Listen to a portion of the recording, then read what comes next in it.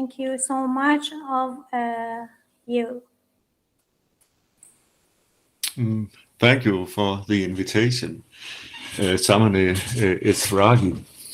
And I'm honored to be here to talk about semiotics and design, but it is primarily semiotics I will talk about, and then I'll relate it to design step by step. But it is the semiotics of C.S. Peirce, more not so much the science as such, but more in relation to communication, to how to create communities, about the consciousness, how it works, how we get attracted to ideas, and so on and so forth. That is what I will tell you about today. I don't know how you usually do this, but it is okay for me if anyone have questions, they can ask during the talk, or is it better that they wait till afterwards? What are your experiences? Amine? Yes. So, okay, just ask questions along the talk, and then I'll see if I can answer them. But as you can see in my presentation, Design and Semiotics, this is inspired by what Samane Esragi has told me about the Holy Shrine of Imam Reza. I don't know much about that shrine. I've never been to Mashhad, never seen it. I just seen some photos of it, and Samane has told me about it. So I thought some of the pictures of it was very exciting, and they, you can see the next picture here. It reminds me about what I, in my PhD thesis, called a fundamental sign. And that means it's the center of a community, as we can see on this photo. It is a center. It almost looks like a sign, and it has something going out from the center. It could be radiance. It could be related concepts. In this case, it's streets. It reminds me a bit of the Triumph Bow Arch in Paris. Is always structured in that way. It's very interesting. It's a beautiful picture. The shrine, as I said, I don't know much about it, but I'm fascinated by all the colors. So pretty. So at the ornaments, but I don't know much about the history of it. But what I can say is that the history is the collective memory of the city, and all the Shia in that believes in this particular Imam. So it's about history, it's about memory, it's about a common consciousness. I don't know if all of you know about the shrine, but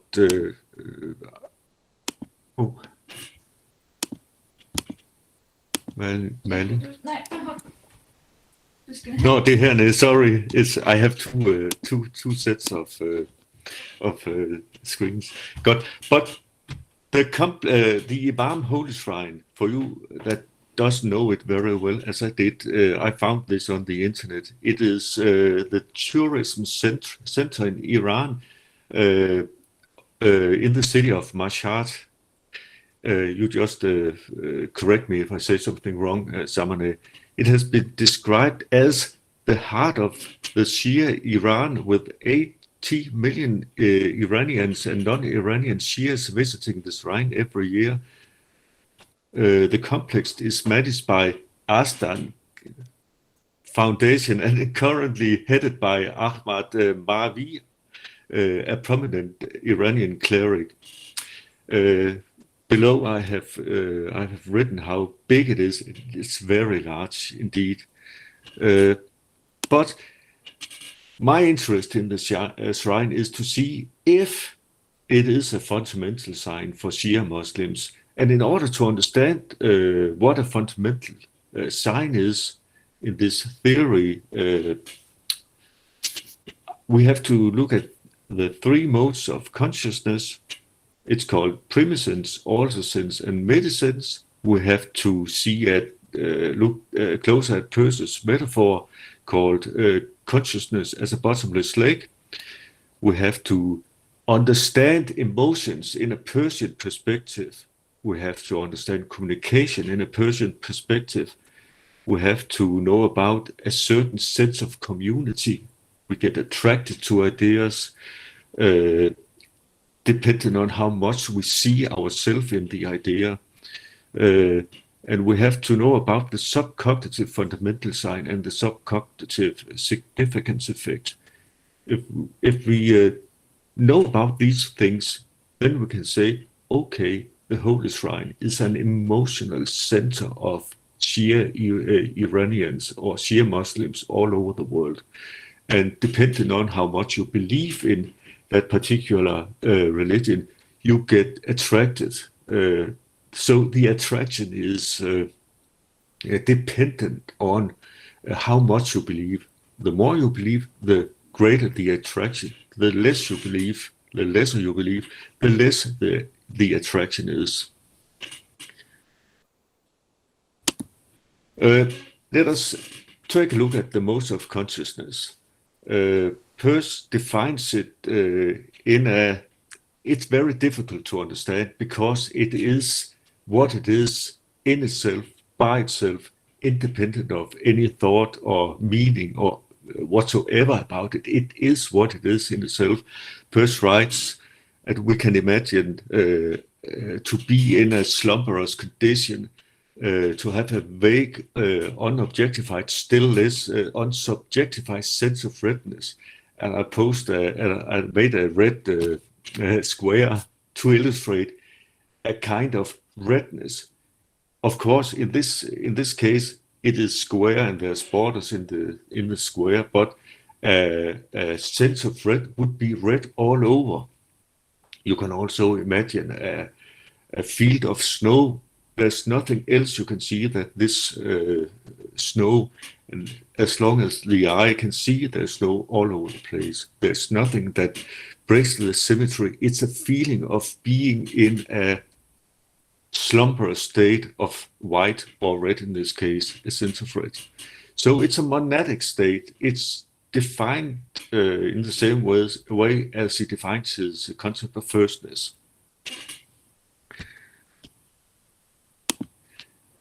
Altosense, we have primescence as the first, and we have altosense as the second.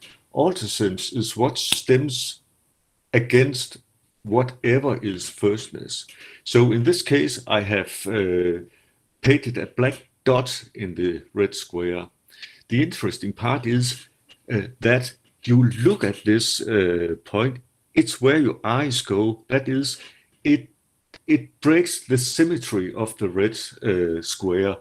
Again, if we are talking about a field of snow, it could be a branch sticking off from a snow, or a tree, or an animal in the snow, because whenever something breaks the symmetry of something, we get attracted to it. So the first one, the first mode of consciousness, primescence, is also by Peirce called ego. It's me. And the secondness of consciousness, altosense, is called non-ego. It is the double consciousness of effort and resistance that is something which cannot properly be conceived. For to conceive it is to generalize, and to generalize is to miss altogether the here and nowness of altosense, which is of its essence. So this is something that lies outside the ego. It is non-ego.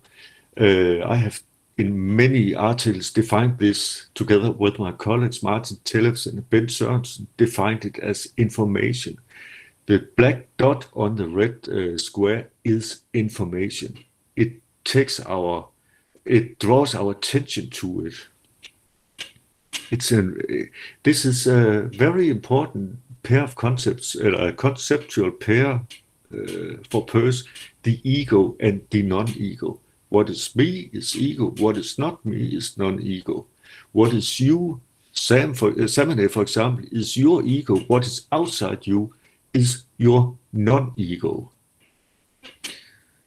The third mode of consciousness, which is, I think, the most important, very important too, they are all very important, of course, is what he calls medicines. Medicines is what the same as, acts in the same way that an interpretant works, and in the way thirdness works to Peirce. It mediates between ego on the one side and non-ego on the other side. Medicines. As I said, the second also sense was only a sense of brute force. Now we add a sense of government to a general rule. In reaction, only two things are involved, but in government there has to be a third thing, which is a means to an end. We add something to the red square with the dot, and now we know what it is. It could be an animal, or it could be a branch in the field, in the snowfield, or we interpret it and get meaning from it. Then we have taken part in a semiosis.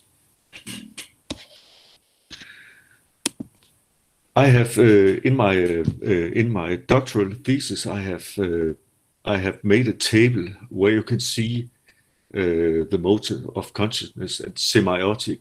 It is technical, Peirce. It is difficult. It's not something that I suppose you have to know, but it's just to give you an idea of Peirce's way of thinking. He always thinks in three. If you can count to three, you can understand Peirce. That's the general gist of it. So technical definition. Thirdness, secondness, and thirdness, or the other way up, firstness, secondness, and thirdness. You have premissense, you have also sense, you have medicines, or quality of feeling. A feeling of red is a quality. Sense of reaction, something stems against the color of red. We see something. It's also called it's also sense, and we have medicines, which is mediation. And in terms of semiotic, it is firstness is a representamen. The second also sense is the object, and the thirdness part is the interpretant.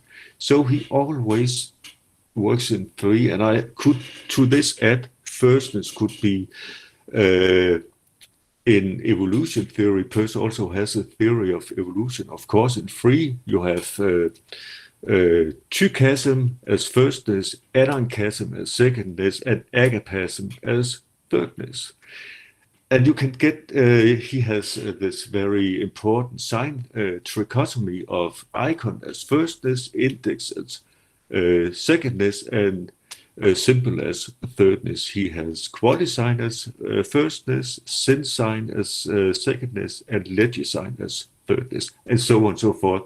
I think there are millions of trichotomies, but it's not necessary here to know them all. Just we have to know the logic that if you take the logic of these trichotomies, you have one as the only thing that can stand alone, because the secondness involves firstness. It has to be, it's logical. Thirdness involves secondness and indirectly involves firstness. Firstness is the only one that can stand alone. And if you think about it, firstness is a potential. It's something that is potential.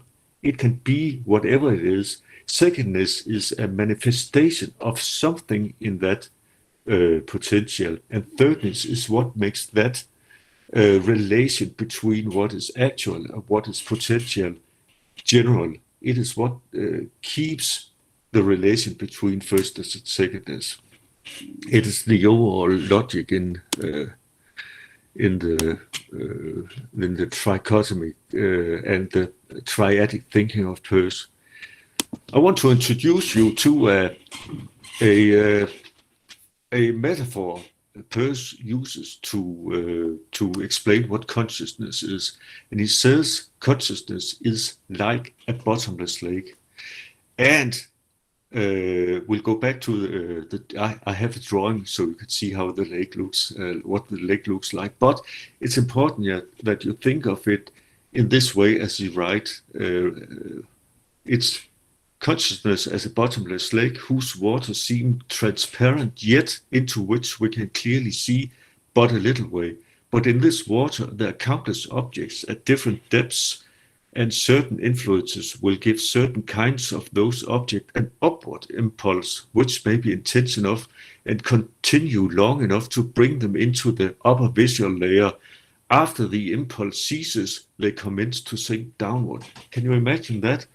If you have an idea in your mind, when you get away from that idea, when you begin thinking of something else, it will slowly sink down in your memory, in your consciousness, and only when it gets affected by a percept of a given art, it can get up in your memory again. So if you, for example, get the smell of a rose or whatever, you can think about your childhood. You could be thrown back into your childhood. Hey, I had a similar smell then, and so on and so forth. So there is always a downward movement when we perceive something, and this experience we get sinks down in the consciousness.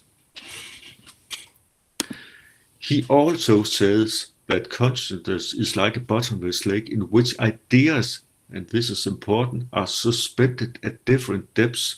Indeed, these ideas themselves constitute the very medium of consciousness itself. Percepts alone are uncovered by the medium. We must imagine that there is a continual fall of rain upon the lake, which images the constant inflow of percepts in experience. All ideas other than percepts are more or less deep, and we may conceive that there is a force of gravitation, so that the deeper ideas are, the more work would be required to bring them to the surface. Oh, and you can look. This is a bit. Someone is somehow a helpless drawing, but I hope you can see what the idea is. Let's take a look at it. This is supposed to depict a bottomless lake. The surface of the lake and what Peirce says a little bit down in the lake is what he calls self-consciousness. It is the self-consciousness that is aware. It is you are aware when I talk to you. I'm very aware now, and this is our self-consciousness. Further down the lake, we get into the murky waters of consciousness. It is down to the subconscious, and ideas are at every level, according to memory, in this lake. You can see there is a lot of dots. I call it. It's percepts or rain to be in the metaphor. It's raining on the lake. The rain is percepts. We get bombarded with percepts all the time. It can be visual percepts. It can be all kind of sensory percepts. It can be something we hear, something we smell, something we feel. There's a lot of percepts hitting the surface of our consciousness, and luckily we are not aware of all these percepts. If we were aware of all these concepts, we would experience a perceptual overflow. We couldn't deal with all these sensory percepts we get. So a lot of them just hits the sea and goes into the water without us knowing it. The important thing is that some of these ideas some of these percepts are so important to us that they go down in the lake and affect the ideas down in the lake. and try to get them up to the surface. When we, as I explained earlier, if we have a smell of a rose, then we may, or a smell of a flower, whatever, it may go down in the lake and call to our attention a childhood memory, for instance.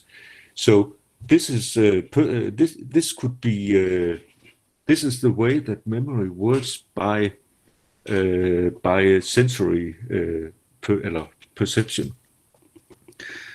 So I think it's a very strong metaphor for explaining consciousness. It is difficult to get down in the murky waters of the consciousness. Psychologists do it all the time, and it's not always good when they start fishing in the waters. They can't get everything up that's not supposed to get up to the surface. Combining this idea of consciousness with memory, I lit this figure by Samane Esraki. It's about memory as a pattern of movement. It involves time. We have past, which could be experience. We have present, which is a molding of past and future, and we have future expectations. Now, if we address this to Peirce's categories or his signs, then I would say past is icons, present is indexical, and future is symbolic. Or past is firstness, present is secondness, and future is thirdness. I've made this drawing to make it even clearer by talking about memory with memory in relation to emotions. We all know what emotions are. We all know that something can make us happy, something can make us sad, something can make us in whatever mood we can be in. But what does it take to get in a certain mood? Yeah, we have to have experience about objects. Let's say that something makes me happy. I have to be able to recognize that emotion of happy in order to say that I feel happy. I have to know that feeling from before. I have to have it in my memory. I have to have it in my experience. Memory and experience are the same here. So I feel something. I recognize what kind of emotion it is because I have past experiences with it. The emotion gets me to feel happy right now, right here. And when I see that object, I also know that, hey, this object made me happy before. Maybe it will make me happy again. So it goes on to point to memory, the past, and it points to expectation, future. And emotion, this emotion unites time, and for Peirce, the present is not just here and it's gone, here and it's gone. No, present to Peirce is now, of course, but with a little bit of past and a little bit of future in it. And this emotion brings unity to the time. I have an example here. A person has gone trout fishing. He gets a bite and begins pulling in the line. While doing this, he begins seeing faintly the contours of a big trout, and he becomes happy. However, pulling the line in, it occurs to him that it is not a big trout caught on the fishing hook. It's an old rubber boot. In this case, the rubber boot is the immediate object of the emotion, while the trout is the dynamical object of the emotion. I haven't explained that Peirce has an immediate object and a dynamical object. The dynamical, let me give you an example. If you see a weathercock on a rooftop, it points the direction of the wind. If the wind blows in the western direction, it turns against west or east, or what direction the wind comes from. The turn of the weathercock is the immediate object. The dynamical object, what influences the immediate object, is the wind. So the wind is the dynamical object, and the weathercock, the direction of the weathercock, is the immediate object.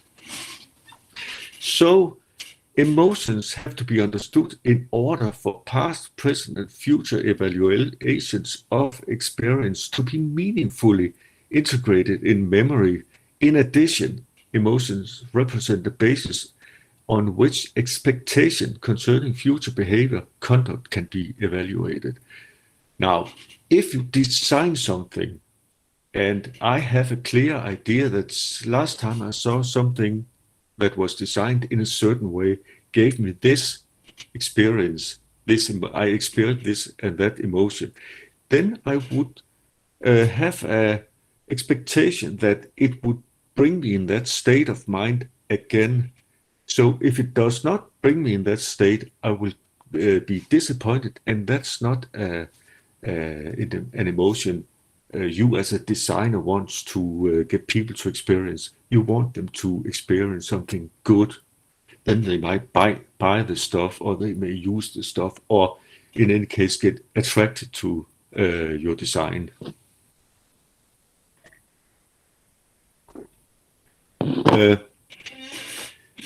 Think of pleasure of to get a well-designed brand. I will buy a brand because I have had good experience with it before. It's the past, or I have heard it is good from my friends. My expectations, which resides in the future, are that I will fulfill my need, or maybe even fulfill needs that I did not know I had. These emotions, when I stand with the brand in my hand, the present is integrating past, present, and future. Therefore, as I conclude here, design is rhetoric, because it has to persuade people to buy, for example, the brand. It has to get your attention. It is, in fact, a non-ego towards an ego. It has to get your attention. It has to persuade you. That's why it's rhetoric. Are there any questions so far?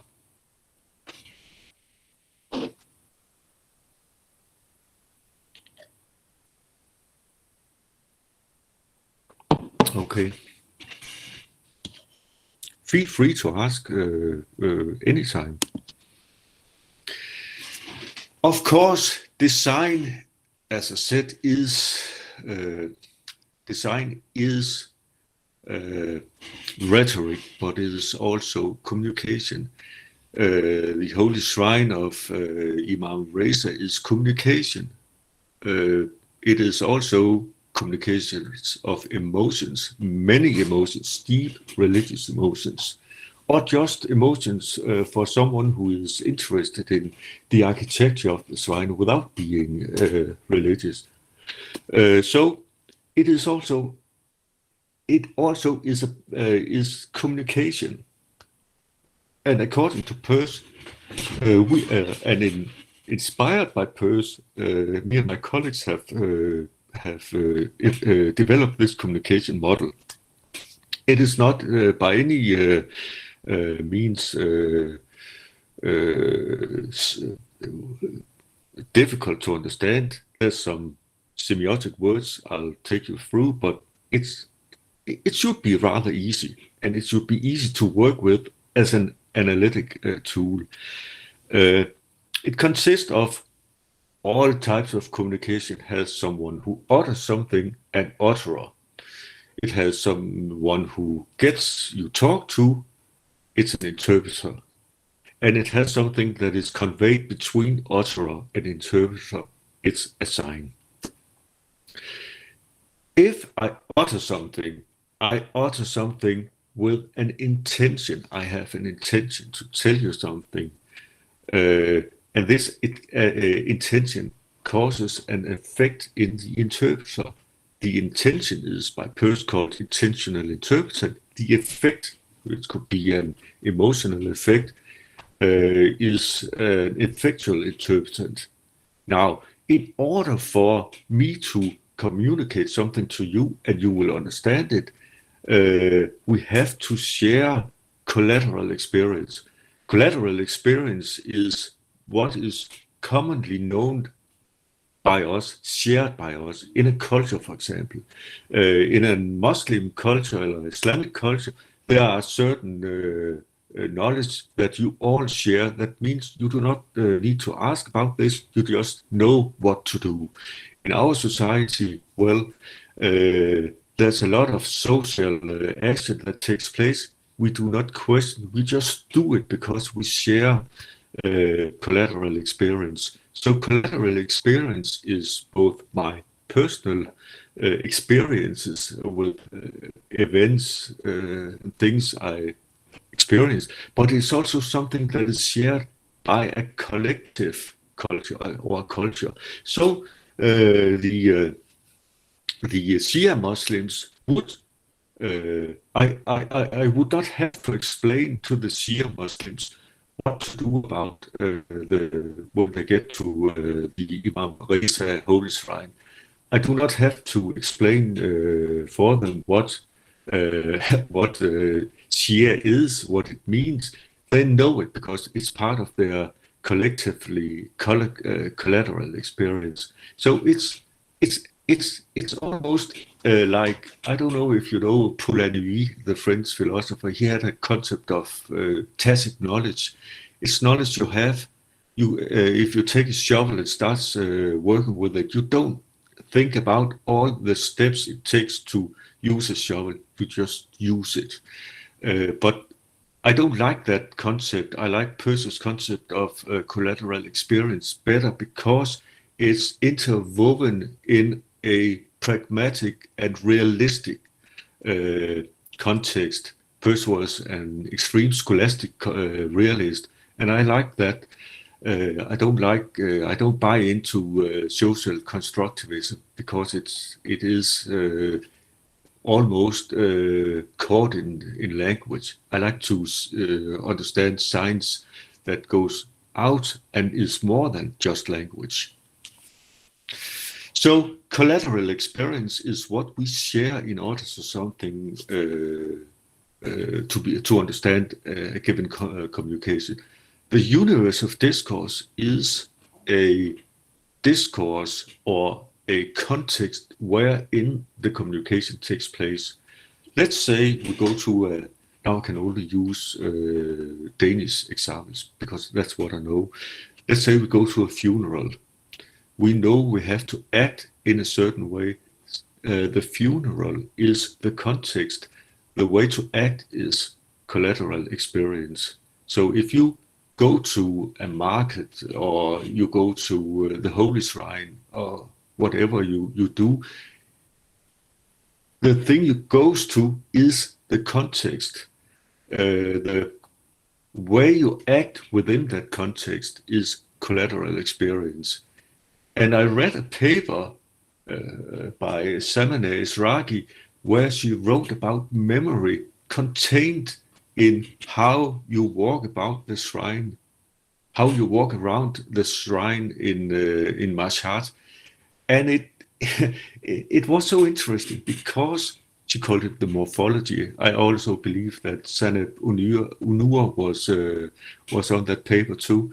It is so interesting because the way you walk around a shrine tells so much about the history of the shrine, tells so much about the collateral experience and the universe of discourse. I, as a foreigner, I, as a non-believer, would not know these things, but Shia Muslims who visits the shrine knows it. So that's why it's so fundamentally important that when you get to a culture, you need to learn that culture you are part of, or else you will not understand it. And it doesn't matter if you come to Denmark or I come to Cyprus or whatever. We need to understand that culture we are in, or else we are not able to act accordingly to the rules. When these conditions are in place, something called the commutative interpretant may occur. It simply means that we understand the same thing, and communication has been a success. After we have talked about communication, we also need to address the sense of community. Peirce asked rhetorically, are we shut up in a box of flesh and blood, our body? When I communicate my thought and my sentiments to a friend with whom I'm in full sympathy, so that my feeling pass into him and I'm conscious of what he feels, do I not live in his brain as well in my own, most literally? This is also important. This means that when we communicate, we can go out of our mind and into other, metaphorically speaking, or not metaphorically, metaphysically. It's a metaphysically claim. We can live in 2, 3, 4 places at the same time. Whenever someone thinks about us, we live in their brain. I think it's such a beautiful way of thinking. But it also is a condition for community, as we should see. The sense of community. I and my colleagues believe that we have like smell, we have vision, we have tactile, taste senses. We also have a sense of community. We can, and it defines us as a very community-seeking species. We cannot be without a community. We get our meaning from the community always. Now, the first condition is that the given members of a community must be capable of sign interpretive capacity to some degrees. They must be able to communicate signs, symbols, for example. They must be able to talk. They must be able to do like what could it be? Hand gestures and so on. The second condition is that there must be some sort of connection or relation of a communicative sort between the sign users. Now, the community is held up by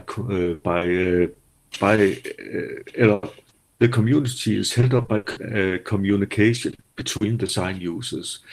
In the Holy Shrine, the believers, the Shia Muslims, communicate to each other, and that's communication are one form of stabilizing the community.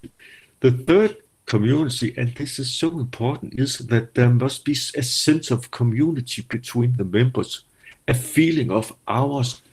I belong to this community because I share the emotions in this community.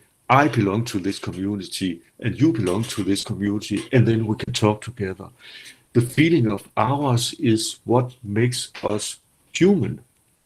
So the sense of a community is maintained by the ongoing sharing of values between the members in that community. And it doesn't matter if it is a religious community, a brand community, someone who goes in the city and look at designs. The designs in Denmark, in the city I am in right now, Nørresundby, is way different than the architecture in Mashhad or in Nicosia, where you are at, some of you are. So it's the culture, the sense of community is in a way manifested in architecture and in design. In my view, it makes it incredibly interesting to view designs from different places in the world to see how is this sense of community expressed in, for example, designs and architecture. Architecture is, in my view, I don't know very much about architecture. I have not studied it, but I know Peirce wrote an article called The Architecture Theories, and you have to build a theory, a scientific theory in a certain way. Likewise, you have to build a building in a certain way. often starting with the fundament of the building. But it's out of my knowledge really. But I like the idea that building upon knowledge. It's a positive way of cognition. Now, I want to introduce you. This is also one of my concepts I defended in my doctoral thesis in 2009, the subconscious fundamental sign. And it's important in relation to the community, the feeling of ours, because it is emotional. The feeling of our is an emotion. I feel I belong to this, I feel I belong to that, and so on. It could be a football club, it could be a religious movement, it could be anything where more than one people are together. So the subcognitive fundamental sign is the emotional center in every loosely defined community, e.g. a religious community. And when I say loosely, it's because most of the people in this religious community, let's say the Shia Muslims, are not, they don't know each other. There are how many Shia Muslims in the world? I don't know, 25 million or even more. All these many people doesn't know each other, but they would know each other if they talked to each other. They would share emotions. They would share a community of ours, but it's still a loosely defined community. It could be a brand community. It could be a community for a certain design. It could be a community from a given culture. It could be a heavy metal band. It could be whatever is more than one. So there will always be an emotional center. And if we are to investigate communities, we have to identify this fundamental sign. And the fundamental sign in a community is its values. The values can be found by investigating how people work, how they act in this community. And all these values refer to an ideal. So you have values. When you design according to some values, but you also design according to an ideal, which is the ideal building, the ideal bridge, could it be, the ideal whatever you're designing, homepage. So you have an idea of how it has to look, and that is an ideal. And in this ideal, there are values, and these values also refer to what I told you about before, the emotion. It's loaded with, it's related to the past, and it is related to future. The subcognitive fundamental sign exerts attraction upon the members of the community through emotional similarity. It maintains and develops the community. Some people are more attracted to an idea than other people are. Some people are more extreme in their conviction about an idea than others are. And the more extreme you are, the closer you are to the core of the idea, the closer you are to the fundamental side. The less extreme you are, the farther away you are from the kernel of the idea.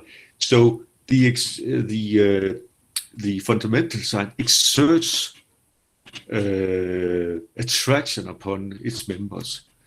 And the subcognitive fundamental sign is, of course, related to premisence and also sense the ego and non-ego. And it's often we don't even we are not aware of what we are attracted to. We just are. We feel it, and that's why it's related to premisence and also sense. And again, the subcognitive fundamental sign is placed in the murky waters of the bottomless lake of the community. So, and then I developed a concept that corresponds to the fundamental sign. It's called the subcognitive significance effect. It is the power of attraction. First, believe that it is the idea that chooses its advocates, not the other way around. Ideas have the power of finding or creating their vehicles and having found them, of conferring upon them the ability to transform the face of the earth. Now, it is, of course, a metaphysical claim that it is the idea that creates the advocates and not the advocates that creates the idea. That is, it is the idea that creates me and not me that creates the idea. But it is, I think it's so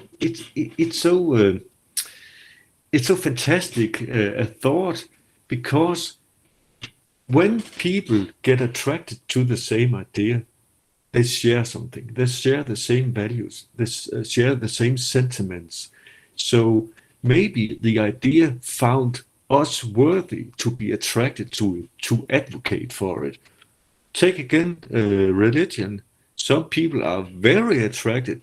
This is the good advocates, because they will go out and try to convince others that this is a great religion. This is you have to believe in this religion, or you go to hell, or you go to heaven. It is the same within Christianity. It doesn't necessarily only connect to Islam. It connects to all ideas, all religions, but also brands. If you buy a new MacBook, then I bet you'll tell your friends, your family, your colleagues that this is the best computer I have ever had, because I bought it. I used my judgment upon it. And we are kind of vain. We have so much vanity in us that we would never say that it is a poor choice of computer. We made a false judgment. We'll say this is the best computer you can get, and we'll be advocates for this MacBook or anything else. It could be an iPhone, any brand, any design actually.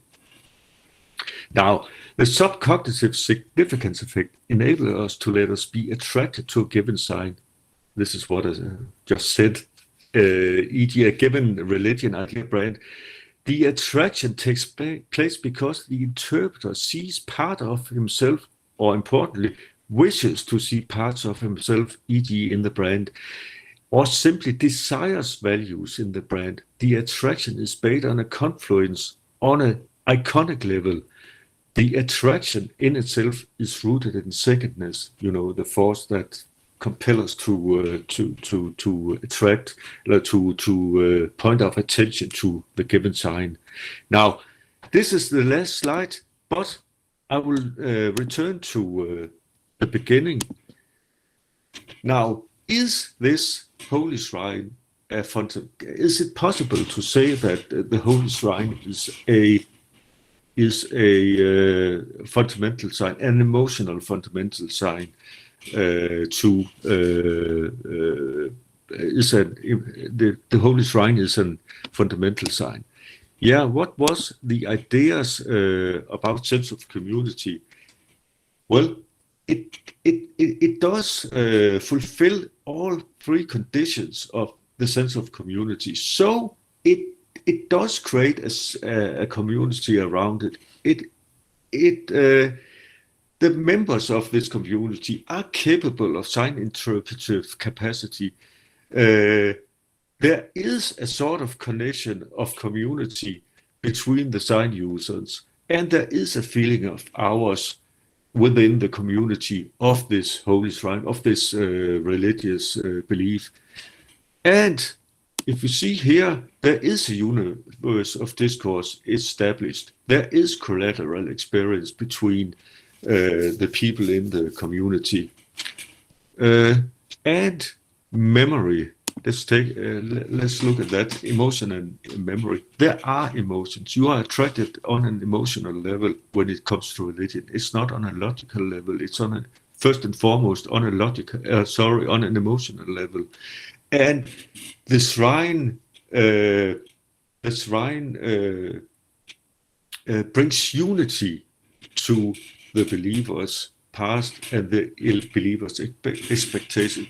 I thought about a person who would take a pilgrimage from let's say Tehran, and walk to the holy shrine in Mashhad. It's a long journey on foot, and it gives you a lot of time to think about and to raise your expectation of this journey. So you have a lot of expectation. That means you live in the future, and your past, the memory is what someone have told you about the shrine. It is so beautiful. Blah blah. Someone, your family or your imam or some members of the church or the mosque has told you that it's so pretty, so interesting, and it'll be good for you to go on this trip. So you already have some knowledge about the holy shrine. So when you walk, you build expectations, and when you get there, these emotions you get when you see it brings unity to your past, your experience, what you have heard, and your expectations. And next time you will go, you may have some other expectations. Of course, it could also disappoint you. You could be disappointed because it was not quite the way you thought it would be. But that would bring doubt in your mind, and doubt is what is poison to knowledge. But it's also important to have doubt, because if we just believe in the knowledge we have, we would never develop it. Doubt is gasoline for knowledge. It is what drives knowledge forward.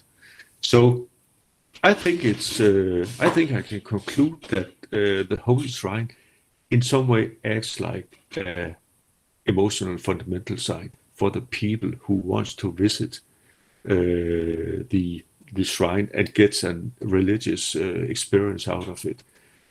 But it could be. Well, I think we have to look closer at this in a paper. Don't you think so, Samine? We have to look at this in a paper. I can't hear you. Thank you so much, Torkild Thellefsen, for explain about the effect of culture and emotion in our idea because we are as an architecture and we in this university we have faculty of architecture students need to know more about the effect of culture and emotions in design the urbans or design projects. I have no question. If anyone has any question, you can ask from Torkild Thellefsen. Thank you very much, Professor Torkild, for this speech, wonderful speech of yours. But sure, there are some questions appear that since you have got the image of Holy Shrine, and since you have made some kind of research related to it, it's about its meaning and how it accumulates people in that space, some explanations about how to experience that space by means of walking, all the memories and this and this. Still, thirdness is not appearing. Your experience is being stated in the firstness and secondness category the most, I may say. Mm-hmm. But in secondness, yes. Yes, but the thirdness is missing. In a world of motion that everybody is going everywhere to see that thing, it's being done that I have seen this one, putting some checks. I have seen this one, but your explanations at the very beginning related to the thirdness in a kind of comprehending and in a kind of meditation something never happens. Yani, may you say your ideas related to it? Yeah, what I thought was interesting in the paper I read was that memory is in these footsteps, in these walks around the Holy Shrine. Yes. It's not connected to social media. It's not connected to the internet or to anything else but one of the oldest things humans do, namely walking. So Percy's concept of thirdness is not only about thinking about things, it's about habit formation. And the way of walking around the Holy Shrine is a habit. And this habit is in our memory, so therefore it gets naturally to be thirdness. So whenever But I was just was trying to emphasize that since we did not collect the memory related to Holy Shrine as people out of Iran, let me say, so that we cannot come to the category of thirdness when we visit a place without being connected with that past. And yes. The same memory is not being with us. Yes, we can remember the concept of collateral experience. What you say is that people outside Iran who does not know anything about or only merely something about it, like me, for example, I would get a lot of thirdness signs, symbols, and arguments, and so on and so forth from the shrine, but it would not contain as much knowledge to me. It would not convey as much knowledge to me as it would, for example, Samane, who comes from the city and who knows a lot about it, but it would still communicate something to me in a thirdness manner, but it would not be as deep or as colorful or as complex as someone who knows about it. That is also the meaning of the significance effect. The more you know about something, the more it communicates back to you. So I would experience thirdness. Thirdness is just the meditation, the mediation between something first and something second. It has nothing to do, in this case, about what is true and what is false. It's just something I will act upon. So I understand your question, but it is related to this. To the culture and to this knowledge we share in a community. Yes. But Thank you. Yes, thank you very much. You're welcome.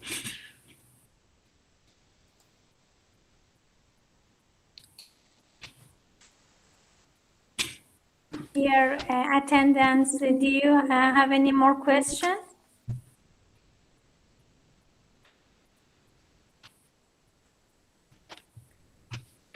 Thank you so much, Torkild Thellefsen from Denmark, to accept our invitation, and thank you so much, Zeynep Onurdin of faculty, to give us this Yes, it's my pleasure to talk It's my also pleasure. to you. Yes, It's my yes. pleasure.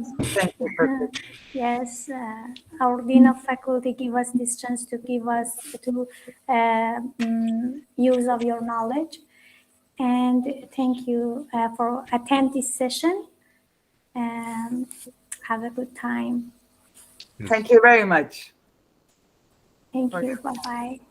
Bye-bye. Goodbye, Goodbye. all of you. Thank you so much. Thank you. Bye-bye. Thank you. Goodbye. Thank you. Bye.